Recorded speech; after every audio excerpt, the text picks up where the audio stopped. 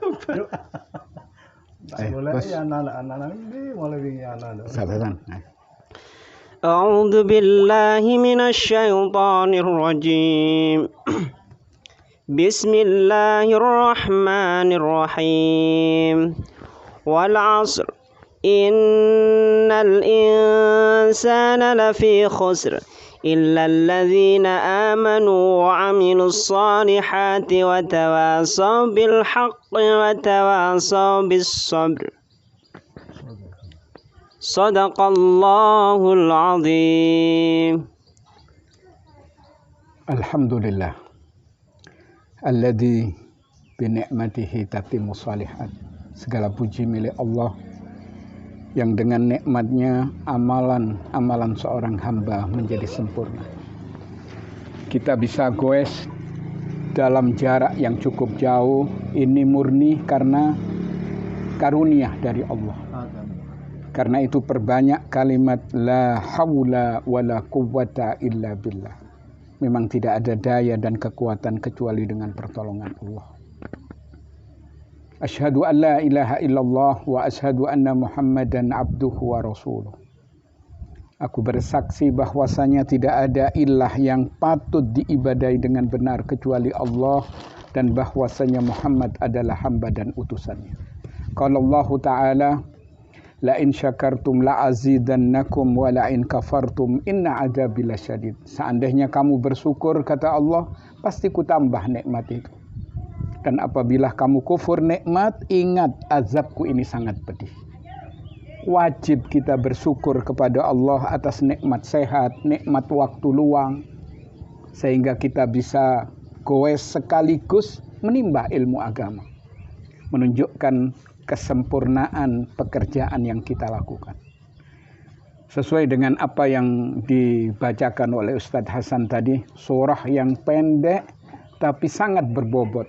Sehingga Imam Syafi'i pernah mengatakan seandainya Allah tidak menurunkan surat yang berjumlah 6.660 sekian ayat, cukup dengan surah Wal Asri, maka itu bisa kita jadikan pedoman. Wal asr, demi waktu, perhatikan waktu. Karena waktu itu cepat, sementara ajal itu dekat. Innal insana lafi khusr.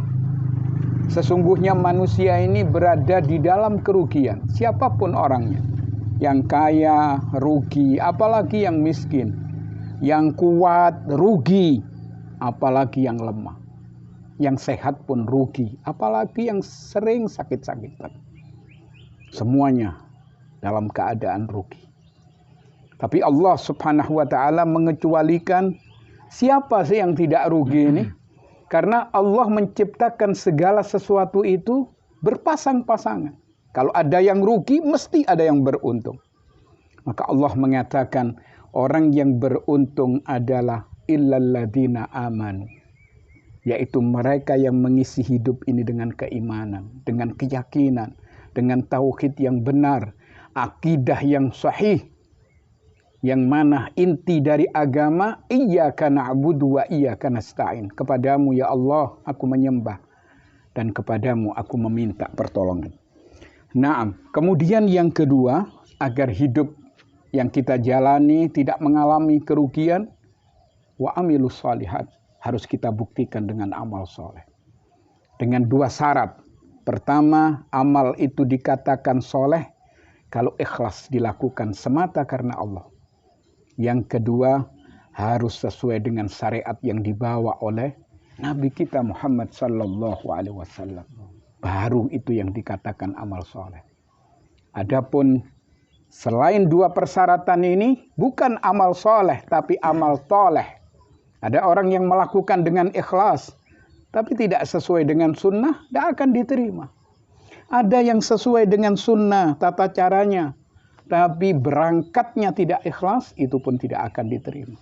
Kemudian yang ketiga, supaya hidup yang kita jalani tidak mengalami kerugian, tawasau bil haq.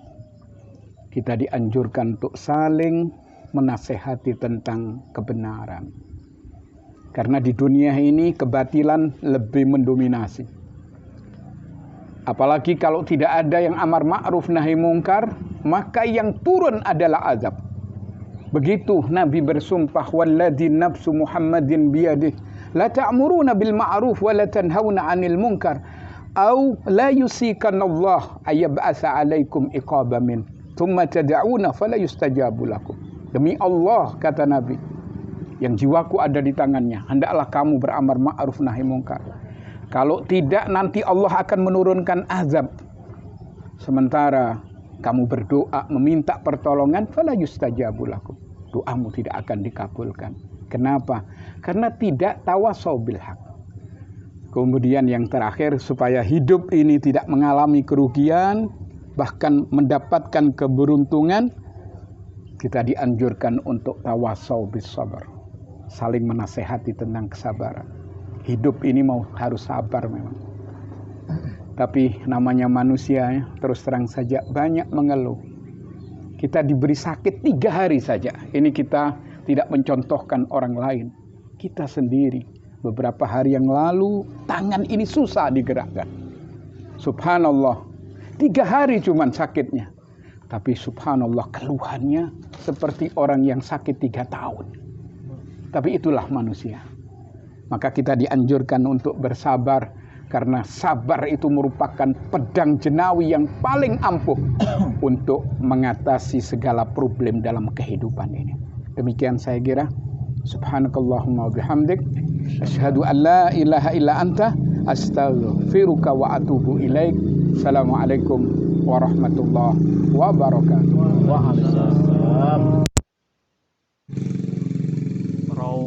Rowo Kanco. Pakel.